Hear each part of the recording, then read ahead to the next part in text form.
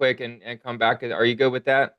Yeah, yeah, no worries. I know we're still a few minutes before we're supposed to start. So yeah, Yeah. absolutely.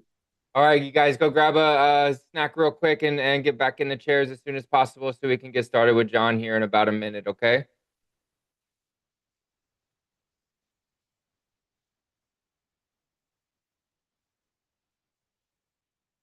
That's crazy. Drone flare turret. We were just talking to a drone guy, John. Nice, nice. Yeah, I feel like that's an upcoming thing. I feel like especially over the past like 10 years or so, it's just becoming more prevalent. So yeah, it's an interesting career field to say the least, for sure. And a lot of applicability between the military and what applications are on some of the civilian sides. Yeah. Yeah, it's wild. John, I want to get with you next week if you're free.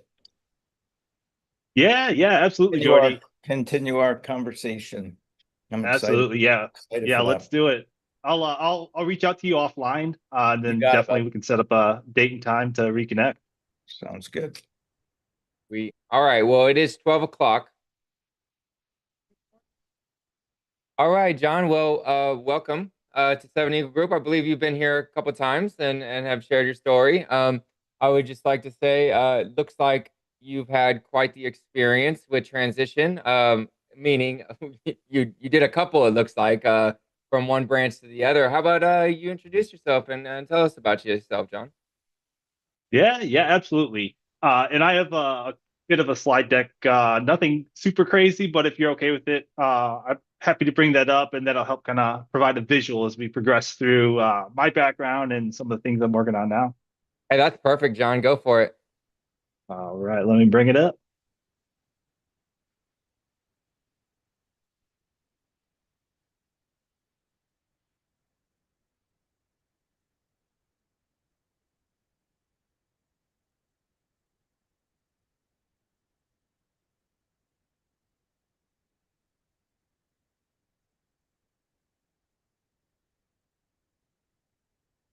All right. Are you able to see that on your end, Derek? Yes, sir. You're good to go. All right, perfect, perfect. Yeah, so great to be here. Great to meet everyone, and happy for this chat today. So, my name is John Griffith. I'm a former Air Force and Army veteran, and currently the founder of Project Trailhead. So, happy to share a little bit about my background as well as some of the things I'm working on and kind of what led down to that path. So my journey started in the Air Force. I joined right out of high school. Started as a firefighter, was pretty lucky in that I was able to get on a lot of different opportunities to see the world early on. So went straight to Germany, which was super awesome, and then deployed out of there. So bounced around a bit, and at the time I was single, so really got connected to and really loved just how close you were to the mission. And so that's why I like the deployment side of it. So came back, went to Germany and then came back stateside. If anyone's familiar with Laughlin Air Base down in Del Rio, Texas, that was my next follow-on assignment, which is really not a whole lot going on there. So, yeah, it kind of led me to look at different opportunities outside of that. So at the time, they had a program called Blue to Green, where mid-contract you could transition between Air Force, Navy, a few of the other branches into the Army. And so put in my application and got accepted to that. So went to the Army, did another 4 years as an infantryman, deployed again. And then the final year there was spent in Iraq. So I came back from Iraq, and it was a real expedited transition process for me. So like 60 days between when I got back stateside to when I signed out on terminal leave. So super expedited. And a lot of that was kind of I guess, like the initial catalyst to everything that happened after that. So that was my military side. And then we have what I call kind of the messy middle of this. So bouncing around a bit. And in the conversations I've had over the past few years, the people that are getting out, I've seen a lot of similar trends where people get out, maybe they start in one job and then they bounce to another. So the initial four jobs I have on here listed, those first four were within the span of a year. So jumping from job to job with really no strategic mindset or strategy around what I wanted to do after it. And then eventually moved into armed security, working at a nuclear plant, which was kind of cool. And then as that progressed, I started to get a little bit more foundation, a little bit more strategy around what I actually wanted to do. So went back to firefighting for a bit, worked as a DoD civilian in a GS role, and then my past 4 years have been at Google. So I worked with their skill bridge program there. I was one of the program managers for their skill bridge program. Then also worked on the recruiting side. So got the chance to talk to hundreds and hundreds of different candidates, the ability to review thousands of resumes. So I started to understand what works and what doesn't as far as the career and job search process. So when I initially joined Google, I put out like a LinkedIn post or something like that announcing that I was had gotten a new role there and started to get a lot of people reaching out to me, particularly other veterans, asking about what the process was like, tips, tricks, best practices, and so forth. And so founding Project Trailhead was kind of the start of that as a way to kind of help people that are either planning to get out of the military soon or have gotten out and kind of realize that it may not be, their expectations don't match the reality that they're seeing. So with Project Trailhead, the mission of this is to equip people that are getting out of the military with the tools and knowledge to succeed in the transition process.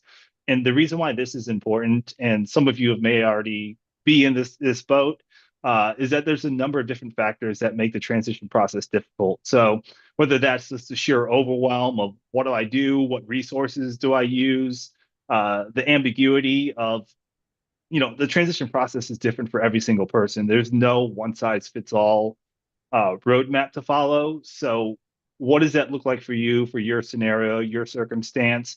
And then just the complexity of so many things that are changing and happening at the same time just makes it really, really challenging. And so the solution and what Project Trailhead works to kind of solve these issues is threefold. So the first is our mobile app, and this is what I'll focus on the majority of today. But there's also two new products and services that are coming out later next year. So there's a daily mission deck, which I have set here. It's just a series of cards to kind of help you with the interview process, reflection, and so forth. And then kind of recreating a community to replicate like platoons, flights, and so forth from the military side of it. And for those that so I was part of the Salute to Startups here with Seven Eagle a few weeks ago. So if some of you had attended that and saw my pitch for that, this slide probably looks a little bit familiar. So this is what the app is. What it is a way to gamify the entire process of getting out of the military. So I talked about just the lack of any type of roadmap as you're getting out. And what this does, it's just a clear progressive journey that you follow. Everything from who are you as you get out of the military, identity, purpose, what's your new mission, all the way through simplified steps to different VA benefits, through the career search. So how do you write a resume? How do you interview and so forth?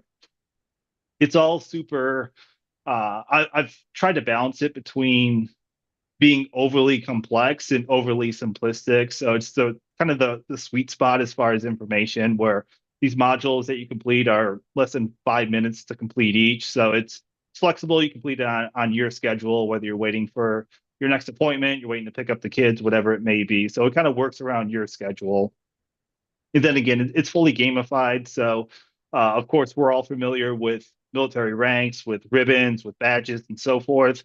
And so this kind of just incentivizes you to learn in a more fun and interactive manner. So as you download the app, you start out as E1 in whatever your service was. So maybe you're an Airman Basic or you're a PV1.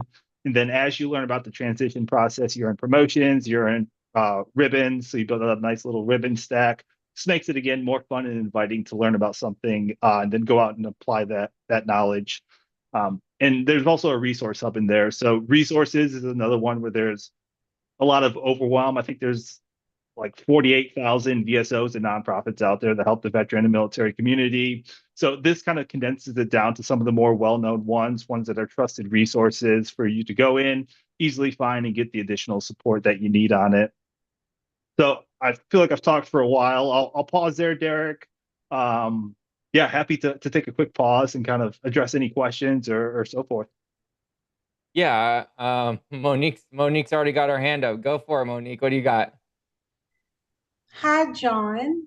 I was wondering, I'm looking at the website and it's great. I love the infographics. I'm a visual learner, so that's awesome. I wanted to ask you, I'm looking at one infographic that has you have red, yellow, and green. The red is 24% of veterans transitioning to civilian life are having problematic um, transitions, and females are listed in that group. Do you work with individual veterans who might have problematic transition or more unique um, kind of issues transitioning? Do you do like one-on-one counseling or anything with that? Yeah, and appreciate the question, Monique. And that's a great segue into, I guess, the final few slides that I have on here. So, really, what I want to focus on is how can I help you, being this entire group, and how can I, use what I've learned, especially the hard way, so you don't have to go through those same difficulties and challenges, and a little bit more streamlined and expedited in the process. Yeah, so there's five primary ways that I feel I can help this group.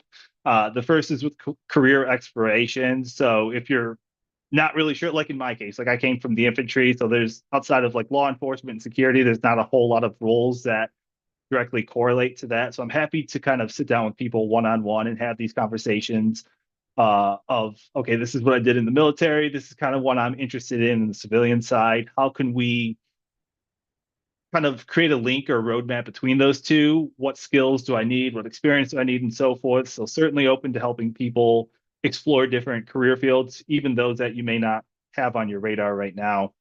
The second one is resume review. So again, I've looked at thousands and thousands of resumes, both tech and non-tech. Um, Done a ton of mentoring outside of my formal responsibilities. So happy to sit down and take a look at your resume and figure out what's working, what's not, and how we kind of start to close the gaps on that. So you have the best resume possible. And then interview prep. So I've been on the opposite side of the table or side of the screen where I've interviewed other candidates before, assessed them. So happy to conduct mock interviews, which I mean, for me was a big thing because I was so used to like military promotion boards. And, a lot of times you're sitting in front of a panel of, first sergeants and sergeant majors, whatever it may be, and they're looking for a one or two word answer as quickly as possible. So it's more knowledge retention and kind of spewing that out versus the civilian side where they assess and look for a completely different structure as far as interview answers. So happy to conduct mock interviews. Mentoring, this is where it kind of fits Monique with the one-on-one mentoring. So if there's like a unique scenario you're facing with, we can sit down, we can discuss what your kind of some of the challenges and roadblocks you're facing and develop a game plan of how we can help overcome those. And then finally, networking. So I've connected with a number of different people in the military community and the veteran side of it. So if there's any way I can help you connect to people, if there's a specific company that you're interested in or a specific role, happy to leverage my network to help you find the people that can best help, especially if it's something that I'm not entirely familiar with. What about Google?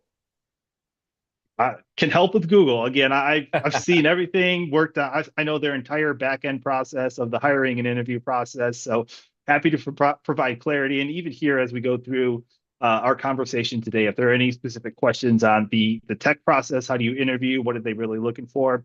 Happy to provide the information and knowledge that I know about it. Yeah, I do have a couple questions for you, and I like to kind of highlight the military transition stuff, right?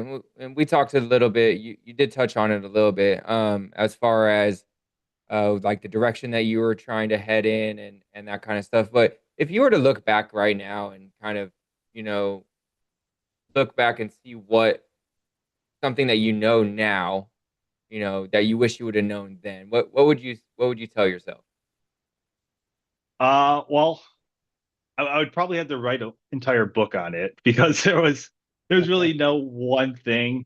But there are a few things that stand out that I think are particularly applicable. So the first one, I mean, the case for me was I got out with the misconception that because I had the Air Force and I had the Army listed on my resume, that any employer would be able to see that. They'd pick up my resume, see my application, and be like, this is a fantastic candidate. Like, we need to hire him yesterday, type thing.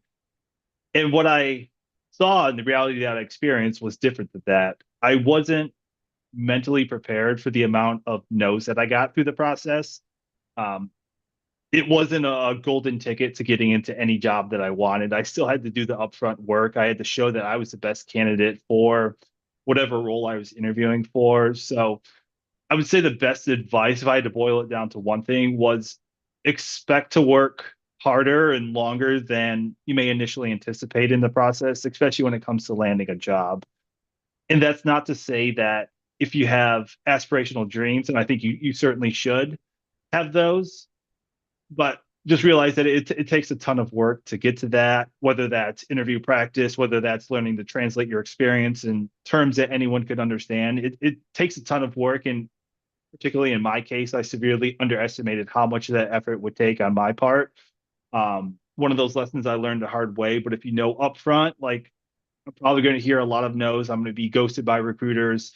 Um, that's it's going to happen, but I need to prepare myself mentally for that. So I have contingency plans, and I know that there's a good potential that it'll come up. That's really insightful, man. I mean, as far as all that goes, I, what I mean, my big question for you is what led you to be like, I want to make an app that, what was your mindset on that? Like, what made you say, hey, this could be impactful for people? Like, what? And I think I have a good idea. How did that spark? Yeah, fantastic question. So Project Trailhead, it started about 3 years ago. It didn't start with mobile development and building an app. It initially started more on like the career consulting side, so helping people with resumes, with interviews, and so forth. Again, I still do a lot of that today, but that was the initial kind of first thing that I focused on. Um, Realize that there's a lot of other organizations out there that are able to do that at scale. So we think about like Hire Heroes USA and Hiring Our Heroes, ACP. There's a ton of different organizations that have fully staffed teams that focus exclusively on that versus myself being like a small team. And so I started to think, okay, how could I pivot? Like, what other areas are out there where veterans and transitioning military members need help with? And how can I best provide that? And so I was like, okay, next step, I'll create like an online course. And that was the step after this. So on the website, it used to have an online course where you go through a lot of the same topics that I have in the app, but it didn't give me full control. Like I couldn't introduce like a rank system. I couldn't add ribbons and all of that onto there. And so I was like, okay, like I've used apps in the past. And when I was initially thinking about it, there's another great app out there called Brilliant, which it's focused on STEM, so science, technology, engineering, and mathematics. Fantastic app if you're looking to learn anything in those areas. At the time, I was kind of learning like self-taught computer programming, so I was like, this is like just the layout, like the way that everything is so easy to navigate through. Like, what if there was something like this for the military community where people were getting out and they wanted to learn, okay, like what are my core values? What do I want to keep and what I want to get rid of as I create this new identity in the civilian landscape? How do I do all the career search tasks that I need to do? And so that was the initial foundation of it, was just building something that would scale. So it's not limited to just myself trying to do everything by myself. Like whether there's 10 users or 1,000 users, it's easily scalable. The knowledge is there, and it gives me full flexibility to create the content that I think is best suited for the audience. Wow, that's very impactful. That's some really cool stuff, man. I do, and I don't want to highlight anything bad or anything like that, but I do want to ask a question that's geared towards Project Trailhead. You've described everything that it kind of is, but is there something that you could say that it isn't? Is there something that you're like, I know that this is not what I have in mind for its vision? Like just to kind of separate it. Yeah, so what it's not. Uh that's a tough question. I haven't gotten that one on it. So um I would say the app itself, and this is kind of so just speaking about that, some of the early feedback I've gotten on it, and for background, the app is super new, so it launched about 2 months ago. So it's just hit the Google Play and App Store a few months ago. Um, it focuses a lot on two pillars that I think are important for the transition process, which are identity and purpose, and redefining what those look like outside of the uniform. What it doesn't touch on is the third pillar, which I think is still crucial to the transition process, which is community and networking and teamwork, however you phrase it. Um, that's what it doesn't solve. So having the one-on-one interactions or the small group conversations, it's something that could be built in, but currently isn't offered in the app. So I would say if it wasn't anything, right now it's not that. And that's why I'm looking at expanding outside of that to creating more of a small group or private community where we could come in and meet as veterans and transitioning military members and spouses and have those small group conversations and accountability. But yeah, as far as the app, yeah, it's fully focused more on like the learning and education side and not so much the mentorship or the community building side. Okay, well, that makes sense. I mean, focusing on that transition is why we're all here right now. You know, we're all here to figure out what we're gonna do next, and having these ideas are great, and having a someone that's willing to go the extra mile and design something that's worth using for Seven Eagle Group or anyone, right? Anyone that's transitioning is really cool, John, and we do appreciate that. Does anyone have any questions for John about this stuff, about Project Trailhead, about his experiences or anything? Yeah, and I'll preface too, I'm an open book, so don't feel like you have to hide or kind of redact any questions that you have. I'm fully transparent on what my transition process was like, some of the challenges and obstacles that I faced. So anything you ask, like there's nothing off limits for me. I'm happy to explain it because I feel like the transparency aspect is it's certainly important in this process for everyone. Well, what about hold on. Oh, nice. Julia just downloaded the app, so that's awesome. You know, yeah, you guys go download it. Roy's got a question. Go ahead, Roy. Hey, John, first of all, thanks for coming to speak to us today. Just a real quick question, like what's the feedback you've been getting from your app, like from the people that you've been discussing? If anybody giving you any feedback, like what's the word from that you've been getting back? Yeah. Fantastic question. So, yeah, the feedback that we've gotten from it is the overwhelming kind of one is that this is something that I wish I had as I was going through my transition process. A lot of people that, you know, whether they've been out for 3 months or 3 years, it's just been something that they look back on. And it's one thing to go through TAPS. And I guess that's another kind of reason why I wanted to create this was, you know, TAPS is it's good, but at the same time, there's a lot of potential to improve their delivery method. You know, instead of sitting in a briefing room for 8 hours a day talking about benefits, all these other things, it's hard to retain all that information, especially in a short amount of time. And so that's why I kind of wanted to. Another reason I wanted to create this app was it was just a repository to have that information, and it cut through a lot of the noise and distractions where you're not having to scroll through a 50-page PDF to find the one piece of information you need. So it's clear and concise in that front. But yeah, again, the overwhelming majority of people have been like, "This is great. Like, I wish I had this as I was going through the process." And that's really my focus now is getting it to the right people that are either planning the transition soon or early in that transition process, like many of yourselves, so that you can start to use that information and again avoid a lot of those challenges and learning lessons the hard way, like myself and many others have done.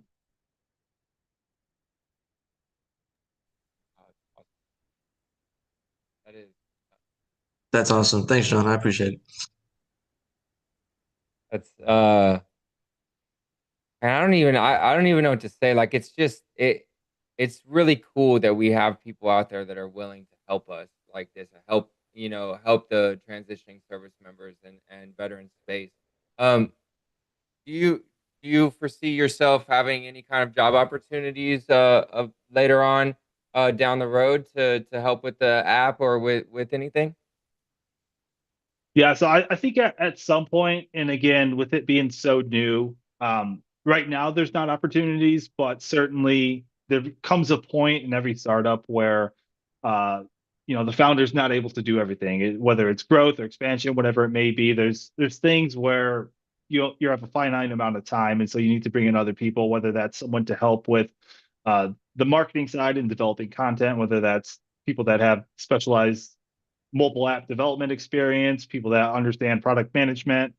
So yeah, I think in the future, the big goal is to grow to a small team of people doing it, because right now it's just myself doing wearing every single one of these hats, which at a certain point, there's, expansion will come. So yeah, I think in the future, hopefully in the next 1 to 2 years, we'll have opportunities come up. But right now with it so new, we're just trying to get the word out there. Definitely makes sense. Peng's got a question. Go ahead, Peng. Hi, John. Nice to meet you. I have a question about the Google. Like, right now, the Google is like really big company. Like, so for us to military to translate to the Google, like, where should the subject we should learn like business intelligence or coding or like project management or like which certificate we should earn it or we should be applying or something like that? You have an idea Yeah, about that? yes, yes. Um, yeah, so I will say with Google, the first thing I recommend this to everyone. So the first week of every June, they have an event called the VetNet, which is the short for Veterans Network. So VetNet Career Week happens the first week every June. Um, they won't have any marketing material or any information won't come out to probably like early May, late April. But that's it's a fantastic thing. You can actually, if you Google VetNet or Google VetNet Career Week, you'll be able to see the last year's event or this year's events and previous years to that. Um, it really provides a great understanding. So it's a week-long series of events. They have people from Google as well as some other tech companies that come in. They talk about different career fields. So maybe if you're interested in software development or you're interested in program management or product marketing, whatever it may be, they have these people that have done that. And a lot of times they're veterans themselves. So they understand where you're coming from and kind of what that journey could look like. So that's the first thing I'd recommend to everyone. Again, you can go in, you can, I guess, post register for this past year's events and go in and watch the recordings from this year. So certainly recommend that. And then as far as getting into Google, um, the advice I give most people, so it's tough because it's such a big company. It's so competitive. You have so many candidates coming in. So if I'm doing something like a career pivot, so let's say maybe I'm coming from security forces, maybe services, and I want to move to something maybe a little bit more tech or maybe like HR. Um, it's tough because you're facing that competition of people that maybe have already done that exact role in a competitor, a big name competitor within the industry. And so the recommendation I give to everyone is to, because the biggest challenge is just getting your foot in the door. Once you're in the door, it's easy to navigate within the company. So I would say take a look at your background, your skills, and your experience. What are the strengths from that? And how can you use those to your how can you leverage those? And really, it's really a game of probability where you're trying to stack the cards in your favor. So if you're someone that has experience, maybe with, we'll say marketing in this example, but eventually you want to move into maybe like a project manager or program manager role. What I would do is I would initially focus on the marketing side of it. So you already have the years of experience, any certifications or qualifications, everything for that is kind of already fulfilled. So you're meeting those prereqs. I would focus short term on focusing on what your skills and your background are centralized around. Get your foot in the door, and then once you're there, it's especially in tech, it's very common for people to move roles, even entirely different career fields every 2 to 3 years. And so think about what those strengths are in your case. It's a short-term strategy just to get yourself in the door, but it plays into the longer-term strategy of pivoting into a new career field and doing something that's a little bit more interesting to you. Thank you. Very nice, man. That's some good questions, man. So have you used some of your schooling to kind of help with your progress in your in Project Trailhead and all that, and for like when you worked at Google and stuff? Yeah, yeah. Yeah, so my educational background, so I started my undergrads in exercise science, which doesn't apply a whole lot to here. I mean, early in my earlier jobs, it did with like personal training and so forth. So after I got out, I used post 9/11 GI Bill. I completed MBA which certainly has come into to play in a number of different aspects, and then did another master's in entrepreneurship after that. So the educational side certainly plays into it, at least having the foundational understanding of it. And then I will also say, and this is focused more on like the education side. So if you're not committed to, a 4 year or 2 year degree, whatever it may be, I would say there are other alternatives just to understand the landscape. So, I mean, one of the big career fields that people are focused on coming from the military is like project management, because I mean, there's a lot of correlations between, organization, managing people, tasks, and so forth. And so there's a lot of things that are very similar on those fronts. But it's almost like translating a language. So if I'm translating English to Farsi or whatever it may be, there's that barrier in between. And it's similar between the terms and phrases that are used on the military side and what's used in, let's say, project management. So going back to Google, they have a series of career certifications, project management being one. There's also one for like UX, data analytics, AI. So I would say that's a good secondary avenue if you're not fully committed to a multi-year degree program. I went through their project management certification, and for me, it was really good of just understanding like what is a work breakdown structure, what does a project timeline actually look like in the civilian world versus what I was used to in the military side of it. And so there are other ways to kind of upskill your learning and build these skill sets outside of degree programs. But yeah, Derek, back to your initial question. Um, yeah, it has helped me in a sense, particularly the MBA side and building a business outside of that, and understanding like business case, customer segments, all the things that come with a business focused degree program.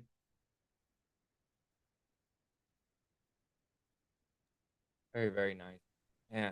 It's a lot of people here are working towards certifications, degrees and stuff like that. When you point your needle towards something, what kind of advice would you say is you know, good when it comes to getting a degree? Is it more advantageous to get a degree, or is it better? Like, say you wanted to go work for Google, like, is the certification side better, or is a degree better? Does it matter? I mean, how are they looking at things? Yeah, yeah. So I would the answer would actually be neither in that case. So uh, what they really focus on, and I imagine a lot of other companies are quite the same, is that they're more focused on real world experience versus having and of course there are going to be certain cases where it may be a prereq to have a bachelor's degree in a certain area or an associate's, whatever it may be. um, but outside of that, I would say the biggest thing that they leverage is just work experience, and a lot of it comes down to how you actually phrase that on your resume. And I feel like that's where I can hopefully provide a lot of benefit to people in this course, if anyone wants to connect one-on-one and go through your resume, of kind of closing that gap between what they're looking for in a job description and what your military experience looks like.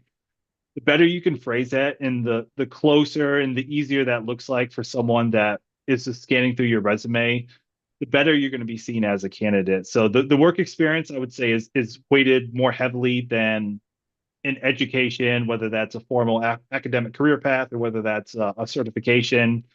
I kind of view those as, I guess, a analogy would be like certifications and um, you know, yeah, certifications.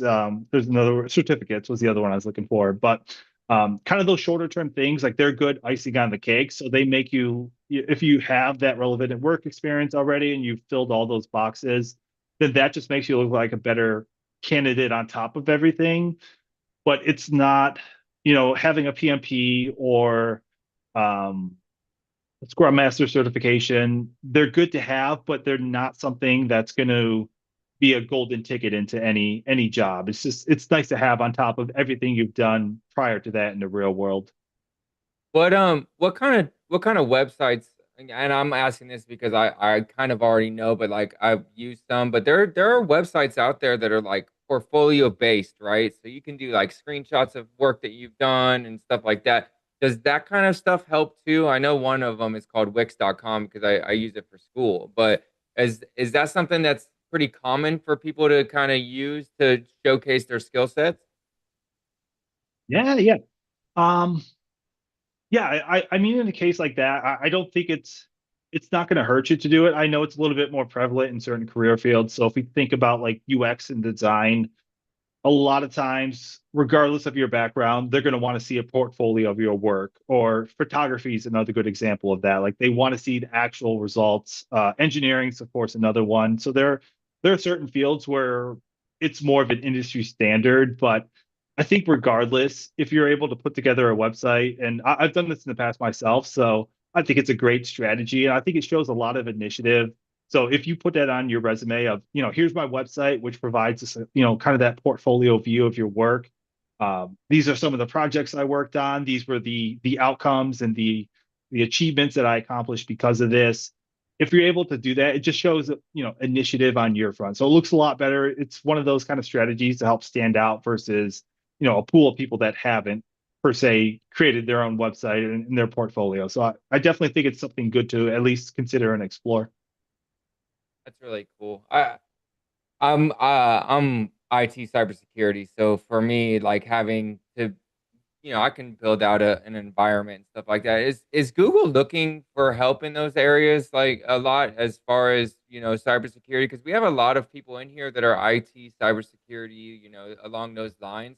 Are they actively looking for that, or are they kind of using their AI, or is there GRC jobs and stuff like that that they're looking at?